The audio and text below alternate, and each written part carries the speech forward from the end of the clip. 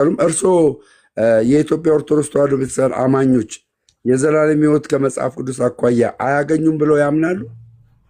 በክርስቶስ ብቻ እስካላመኑ ድረስ አይድኑም።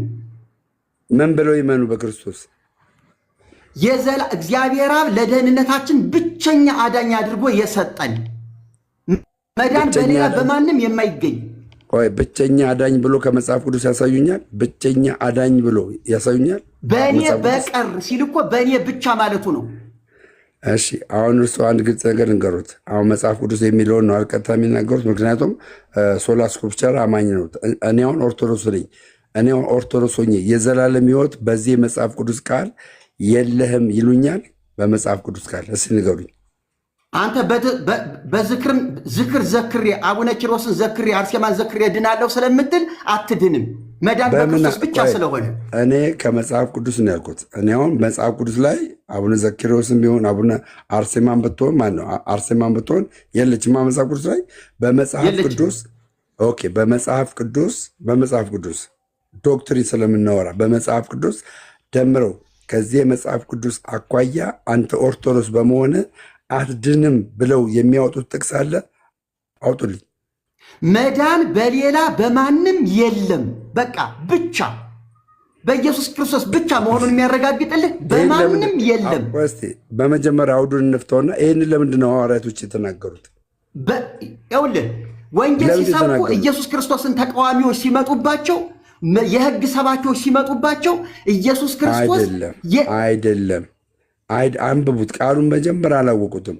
እርሱ አሁን መርጌታ ሚስተር ነው ብሎት ለነገሩ ላይ ሚስተር ሆነው ቃሉን ራሱ ምን እንደሚል ሳያውቁ ለምንድን ነው የሚከሱት? አሁን ኦርቶዶክሳውያን የኢየሱስ ክርስቶስን የማይመጥነኝ ሰው ጋር ነው ያለሁት። ችግር የለም። ክርስቶስም እንደዚህ አላለም። ክርስቶስም ከኃጢአተኞች ጋር አብሮ ይበላና ይጠጣ ነበረ። ገባሁት። እርሱ አሁን የዚህ የማቴዎስ የሐዋርያት ሥራ ምዕራፍ 4:12 ሀሳብ አውዱ ምን እንደሚል እንኳን አያውቁትም። ከየት እንደተነሱ ለምን ሐዋርያቶች ይህን ሲናገሩ ለምን እንደተናገሩ እንኳን አያውቁትም። ያን ሰውዬ ሽባ ስለተረተሩ የምንሰጥ አንዳች ነገር የለም በኢየሱስ ክርስቶስ ስም ተነሳና ተመላለስ ባሉት በዛ ቃል ይሄ ሽባ ሰውዬ ሽባነቱ ተተርትሮ የት ገባ ይላል? ቤተ መቅደስ ገባ ይላል። በዚህ ጊዜ ማለት ነው። በዚህ ጊዜ እዛ የነበሩ ፈሪሳውያንና ሰዱቃውያን እነዛ ጸሐፍቶች አዩአቸው ይላል። ከዛ በኋላ ይሄ ቃል የመጣው ዋናው መሰረት ምንድን ነው? መዳንም በሌላ በማንም የለም እንድንበት ዘንድ ከሰማይ የተሰጠን ስም ይህ ነው ይላል። እንድንበት ዘንድ ይሄ እንድንበት ዘንድ የተባለው ቃል የዳነበት ዋናው ምክንያት የሰራው የደህንነት የሳልቬሽን ወይም ደግሞ የነፍስ ስራ ሳይሆን የፈውስ ስራ ነው። ሰውየው በፈውስ ስለተፈወሰ ነው ይህን የተናገሩት እንጂ ከዘላለም ሕይወት አኳያ አይደለም የተናገሩት። መጀመሪያ የዘላለም ሕይወት አይሆንም እያልከኝ ነው? ክርስቶስ ለስጋ ብቻ ነው ኢየሱስ የሚያገለግለው እያልከኝ ነው? አላልኩትም። ምን አለ በመጽሐፍ ቅዱስ ዮሐንስ ወንጌል ምዕራፍ 3 ቁጥር 16 ላይ እግዚአብሔር አንድያ ልጁን እስኪሰጥ ዓለሙን እንዲሁ ወደደ ይላል። ልጁ በዓለም እንዲፈርሰውን ዓለምን እንዲያድነው ይልና 18 ላይ 18 ላይ በእርሱ የሚያምን የዘላለም ሕይወት አለው፣ በእርሱ የማያምን ግን የዘላለም ሕይወት የለውም ይላል። እንደውም አሁን አንተ የዘላለም ሕይወት አግኝተሃል። አሁን በክርስቶስ አምናለሁ። የዘላለም ሕይወት አግኝተሃል። ቴንኪው። እኛ ኦርቶዶክሳውያን ድነናል፣ እንድናለን፣ ድነናል፣ እየዳንን ነው፣ እንድናለን ብለን ነው የምናስቀምጠው። ለምንድን ነው አሁን የዘላለም ድነናል ስትል በክርስቶስ የተደረገልህን መሰለኝ እየተናገርህ ያለኸው። እሺ ቆይ አንድ ግልጽ እየዳን ነው እንድናለን ስትል ደግሞ ምን የቀረ ነገር ኑሮ ነው? ቴንኪው። ምን የቀረ ነገር ኖሮ ነው መሰሎት? እዚህ በዮሐንስ ላይ ምዕራፍ 22 ላይ እንግዲህ ኃጢአተኛውም ኃጢአትን ያድርግ፣ አመፀኛውም ያምፅ፣ ለእያንዳንዱ እንደ ስራው ከፍል ዘንድ ዋጋው በእጄ ነው አለ ክርስቶስ። እኔ አሁን ጻድቁ የሚጽድቅ ስላለ እኔ አሁን በምድር ላይ እየተንቀሳቀሱ ኃጢአት ሰራለው፣ ንስሐ ገባለው፣ እመለሳለው፣ እንደገና በእግዚአብሔር ፊት ደግሞ ትክክል ይራመዳለው፣ እንደገና ደክማለው፣ እመለሳለው። ይህንን ሁሉ ነገር አድርጋለሁ። ግን ክርስቶስ ኢየሱስ በመጽሐፍ ቅዱሳችን ላይ ያስቀመጠው ማንኛውም ነገር በእኔ ላይ ሀፕን አድርጓል ብዬ እቀበላለሁ። ከዛስ ድነቴን ግን የማረጋገጠው በማን ፊት ስቀርብ ነው? በክርስቶስ ኢየሱስ ፊት ስቀርብ ነው። ኦኬ። ግን ጸጋው በእምነት አድኗችኋል የሚለውን የኤፌሶ ምዕራፍ 2 ቁጥር 8 በእኔ ላይ ሀፕን አድርጓል፣ ድኛለሁ። ድነቴን ግን የማረጋግጠው ክርስቶስ ኢየሱስ በሚሰጠኝ የሥራ ድርሻ ነው። ምን እንደሚከፍለኝ አላቅም። መድኃኒት ነው እንጂ የማውቀው ክርስቶስ ምን እንደሚከፍለኝ አላቅም። ደምረው አሁን ድንሃል ወይስ አልዳንህም ተብለህ ስትጠየቅ ትክክለኛው መልስህ ልብህን የሚያሳርፈው የትኛው ነው? ድኛለሁ። ግን እየዳንኩ ነው። ቀጥለው ቆይ እሷን ታብራራልኛለህ። ድኛለሁ ስትል 100% በክርስቶስ ደም ድኛለሁ እያልከኝ ነው? አዎ ቴንኪው። ድነቴን ስለማጣ እርግጠኛ ስላልሆንኩ ነገ ድነቴን ላጣ እችላለሁ። እኔ ማቆ የዛሬ ነው። ደምረው ምን መሰለህ፣ አሁን ደህንነት ይጠፋል አይጠፋም በሚል አጀንዳ አይደለም። እርሶ ልጠይቁት፣ ከዛ በኋላ ትክክለኛው መልስ እመልስልዎታለሁ። እርሶ ልጠይቁና ምንድን ነው የምጠይቁት ጥያቄ፣ ከዛ ያብራሩልኛል። እርሶ ድነዋል አልዳኑም? ድነዋል አልዳኑም? 100% ድኛለሁ። ቴንኪው። ድነዋል። ኃጢአት ቢሰሩ ድነቶትን ያጣሉ አያጡም? ንስሐ ግቡ ተብለን ስለተባል አባቴን ያሳዘንኩት ባይገቡስ? አዳምጠኛ፣ አትጣደፍ። ይኸውልህ ስህተት ፈላጊ አትሆን። እንደ ሰይጣን ስህተት ፈላጊ መሆን ጥሩ አይደለም። አንተ ተጠንቅቄ ነው የምነግርህ። ይሄ ውይይት ትምህርት ነው እኮ። በክርስቶስ ድኛለሁ። አዳምጠኝ። ይኸውልህ ኃጢአት ቢሰሩስ? ኃጢአት እስኪ ተረጋጋ። አሁን እኮ ከኛ ቤተ ክርስቲያን ያለው ችግር ምንድን ነው? ጠጥተው እየመጡ ፋታ አይሰጡም ሲናገሩ። አሁን በኢየሱስ ከሱን ተውትና ማለት ነው እንዴ አንደበትህ ተሳስሯል። ሲጀመር አንደበትህ ተሳስሯል። ጥሩ አይደለም። አትጠጣ። እሺ ችግር የለውም። ሞቅ ማድረግ ይችላል። ግን የት ነው ደርሶ? የት ነው? ኦርቶዶክስ ነው እንዴ? ኦርቶዶክስ ነኝ። ማርያም ታማልዳለች እንዴ? መጽሐፍ ቅዱስ ላይ የለም። ታዲያ ኦርቶዶክስ አይደሉማ እሱ ማርያም አታማልድም የሚል ከሆነ የኦርቶዶክስ ችግሩ እኮ ኦርቶዶክስ ክርስቲያን ያልሆነችው እኮ ኢየሱስ ክርስቶስ ከማርያም ስጋ ነስቷል። ዘር ነው የተካፈለው። ስጋ የሚባል አልነሳም። ምን ይዘረብ? ነፍስ ነስቷል። አልነሳም። ነፍስ ነስቷል። ነፍስ አልነሳም። ስጋ አልነሳም።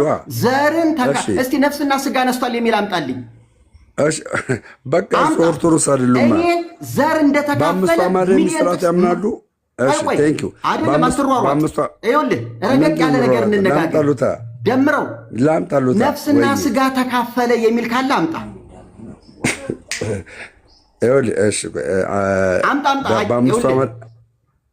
ይኸውልህ ወዲያ ትሂድ። መጽሐፍ ቅዱስን መሰረት ያደረገ ኦርቶዶክሳዊ አስተምህሮ ነው አሁን የምንነጋገረው። ከእመቤታችን ነፍስና ስጋ ከስጋዋ ስጋ ከነፍሷ ነፍስ ተካፍሏል የሚል ነገር አምጣልኝ። አምስቱን አዕማደ ምስጢራት ያምናሉ። እኔ የምልህ ከመጽሐፍ ቅዱስ ነው። ልመልስልህ ነው። አምስቱ አዕማደ ምስጢራት ያምናሉ። አንተ ታምናለህ? እኔ አምናለሁ። ስላሴ በመጽሐፍ ቅዱስ በአምስቱ አዕማደ ምስጢር ይቅርታ፣ ቆይ ደምረው። በአምስቱ አዕማደ ምስጢር አንዴ ቆይ፣ ጥያቄን አልጨረስኩም። ቆይ አሁን ስለ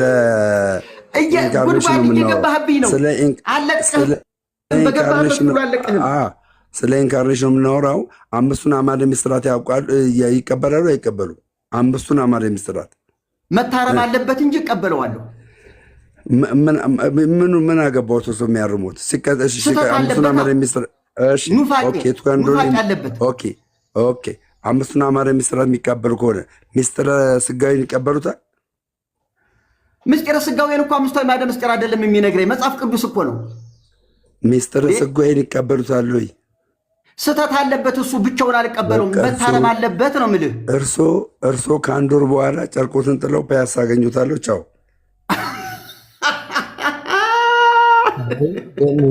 ከአንድ ወር በኋላ ጨርቄን ጥዬ ፒያሳ አገኛለሁ። ጠብቁኝ። የደመረው ትንቢት ነው። ደግሞ እዚያ ሄደህ መተንበይ ጀመርህ። ኧረ ተው ተው። አይ ወይኔ ወንድሜ ደምረው። ግን ይኸውልህ ደምረው እኔ ኦርቶዶክስ መሆንህን እወዳለሁ፣ ተቃውሞ የለኝም። ግን ኦርቶዶክስ መጀመሪያ ስትሰብከው የነበረውን ትክክለኛ ኦርቶዶክሳዊነት ይዘህ ሞግት፣ ቤተክርስቲያኒቱን አገልግል። ለአንተም ህይወት ጥሩ አይደለም። በቃሽ። አንዴ ይቅርታ። አሁን ትንሽ ደቂቃ ከኔ ጋር ያወራሉ። ይቅርታ እንዴ። እሺ፣ ስለ ክርስቶስ ከስጋ መንሳቱ እናወራበታለን። በጣም እናወራበት፣ እሱ ችግር የለውም። አሁን ቅድም ስለ ድህነት እኔም ጀምሬልዎት ነበረ፣ ደምሮም ያወራ ነበረ እና እርስዎ ኦርቶዶክስ ነው አይበሉ፣ አይደሉም፣ ቶታሊ አይደሉም። ግን እርስዎ ስለ ድህነት ነገር አያውቁምና አሁን ቅድም እኔ አንዴ ድኛለሁ ብለዋል አይደለ? አሁን ድኛለሁ ብለዋል። ቶታሊ 100% ድነዋል አይደለ? አዎ አይደለ? ስለዚህ አሁን እርስዎ ከዚህ በኋላ ምንም አይነት ኃጢአት ቢሰሩ ድነዋል። አንዴ ድህነትዎን አያጡም። የዳነ ሰው ኃጢአት ይስራ የሚል መጽሐፍ ቅዱስ አለ አለ። እንደዚህ የሚል እንዲህ አይነት አስተምሮስ አለ ብለናል። እሺ፣ በሰው ላይ ተቆጥተው ያውቃሉ? እርስዎ ሰውን ተቆጥተው ያውቃሉ? ቆይ አይደለም። አሁን ሽሻት በለኝ። ይኸውልህ አዳምጠኛ። ያነሳውን ሀሳብ አድምጠን ጨርሰ መሄድ አለብን እኮ። የዳነ ሰው ኃጢአት ይስራ የሚል ቤተ እምነት አለ ወይ? አንዴ ይስራ ባይል አይሰራም ነው የሚባል። ግን ሰው ደካማ አይደለ? በለበሰው ስጋ ኃጢአት አንተ ከየት ፈጥረህ አመጣኸው? የድኛለሁ ብሎ ኃጢአት መስራት የሚለውን ሀሳብ ለምን ፈጠርከው አንተ? እንዴ ሰው ደካማ ነው፣ ስለሚወድቅ ነው እንዴ። ቅዱስ ጳውሎስ ራሱ ይኸውልህ ወንድሜ፣ የዳነ ሰው ልጽደቅ ብሎ ከሚሰራ ሰው የተሻለና በጌታ ፊት የተወደደ መልካም ስራ ይሰራል። ብትወዱኝ ትእዛዜን ጠብቁ ሲል መልካም ስራን በማድረግ እሱን ልናከብር የተገለጥን አማኞች ነን እንጂ ለመዳን አይደለም ነው እኔ እያልኩ ያለሁት። ቆይ ሰው ከዳነ በኋላ ኃጢአት ይሰራል አይሰራም? እርሶ ይሰራል። ለምን አይሰራም? ይሰራል። ይደከማል። ደከማል። ለምንድን ነው የምልህ ታዲያ? እስራኤል ሃይማኖት የለም ወይ? ለምን ይሉኛል? ግን በቃ ወረድ ያው እኔ እስራኤል የሚል ሃይማኖት አለ እያልኩም አይደለም። ግን እርሶ ከዳኑ በኋላ ኃጢአት ሊሰሩ ይችላሉ አይሰሩም? ኃጢአት ብሰራም ብደክምም እኔ ሰርቻ አይደለም ጽድቄን የምመልሰው። በቀራንዮ ላይ የተከፈለ መስዋዕት አለ። ዮሐንስ በመልእክቱ እንደጻፈው ልጆች ኃጢአት እንዳታደርጉ ይሄን እጽፍላችኋለሁ ከአብ ዘንድ ጠበቃ አለን ነው የሚለው እንጂ ዋጋ ሰርታችሁ አስመልሱ የሚል የለም።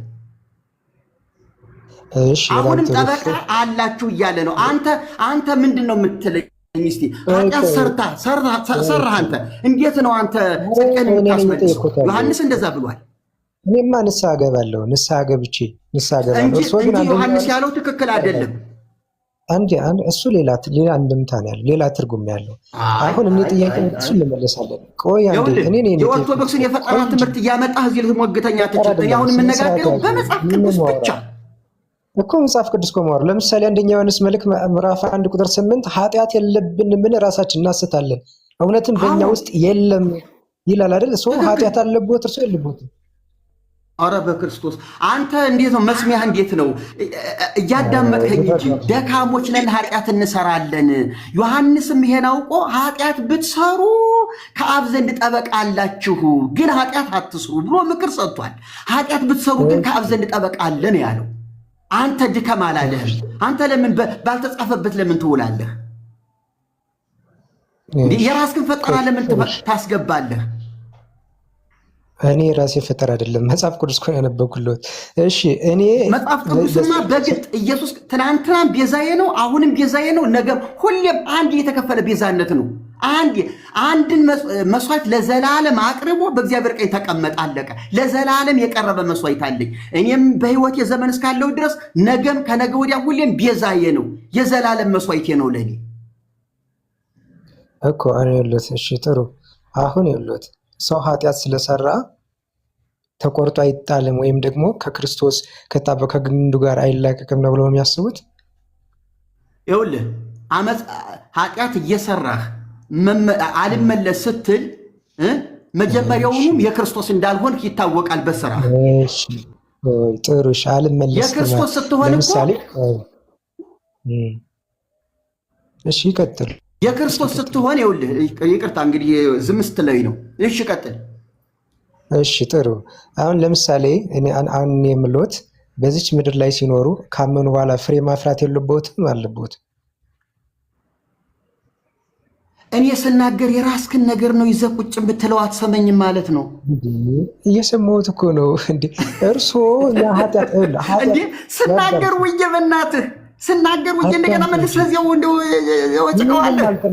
የተለየ ነገር አዳምጠኝ እንጂ ይስሙኝ አንዴ። እሺ እውነት ኃጢአት ብሰራ አዳምጡኝ። ኃጢአት ብሰራ እኔ ኃጢአት ከአብ ዘንድ ጠበቃ ስላለኝ እኔ ምንም አልሆንም አሉኝ አይደለ? እንደዛ ነው ያሉኝ አይደለ? ስነ ስርዓት አንደበትህን ግዛ። ያልተባለ አታውራ። ኃጢአት ብሰራ ከአብ ዘንድ እኔ ጠበቃ አለኝ አላሉም? እሱ የኔን ንግግር ለእኔ ስጠኝ። እኔ ነው የምናገር እንጂ አንተ አጣመህ እንድትነግረኝ አልፈቅድልህም። እሺ ኃጢአት ቢሰሩ ይኸውልህ ኃጢአት ብሰራ አባቴ ቤዛዬ መድኃኒቴ ሆይ ትናንትና ቀራንዮ ላይ ደምህን ያፈሰስክልኝ ዛሬም ያደምህ ያንጻኝ፣ በፊትህ በደል ሰርቻለሁ ኃጢአት ሰርቻለሁ ብዬ ንስሐ ገባለሁ። ቤዛዬን አልጥልም። ባይገቡስ ንስሐ ባይገቡ ካልገባሁማ መጀመሪያው ይኸውልህ አንድ ሰው ከፍሬያቸው ወእንፍሬሆሙ ተአምርጎሙ ከፍሬያቸው ታውቋቸዋላችሁ። የክርስቶስ ነው መልካም ስራ የማያደርጉ ከሆነ ከፍሬያቸው ታውቋቸዋላችሁ፣ ከኔ አይደሉም። ዳሩ አለ ዮሐንስ ራሱ አሁን ከኛ ዘንድ ነበሩ ወጡ፣ መጀመሪያም ከኛ አልነበሩም አለ። ይሄ ማለት ምን ማለት ነው? አንድ ሰው ክርስቲያን ነኝ ብሎ ገብቶ አብሮ እዚያ ተቀላቅሎ ሲኖር ኃጢአት የሚሰራ የሚሰርቅ፣ የሚሰክር፣ የሚያመነዝር፣ የሚዘፍን፣ የሚጨፍር ከሆነ ይሄ ሰውዬ ተመክሮ የማይመለስ ከሆነ ሲጀመር ክርስቶስን አላወቀውም፣ አልተከተለውም። ስለዚህ ይሄ ሰውዬ መጀመሪያውንም የዳነ ሰው አይደለም። መልካም እሺ። የዳነ ሰው እኮ የሚሆነው ለውጥ አለው እኮ በህይወቱ። ገባኝ። ለምሳሌ ዮሐንስ 15 ላይ እሺ እኔ ወንድ ግን አባቴ ገበሬው ነው በእኔ ያለው ቅርንጫፍ ሲል ምን ማለት ነው? እስካሁን የተነጋገርነው እሱ አይደል እንዴ ወንድሜ? ምጠይቆትን ብቻ ይመልሱልኝ ፕሊዝ እባክዎትን። በእኔ ያለው ቅርንጫፍ ሲል ምን ማለት ነው? አማኞች ናቸው። በጣም ጥሩ አማኞች ናቸው። በእኔ ያለው ነው ያለው።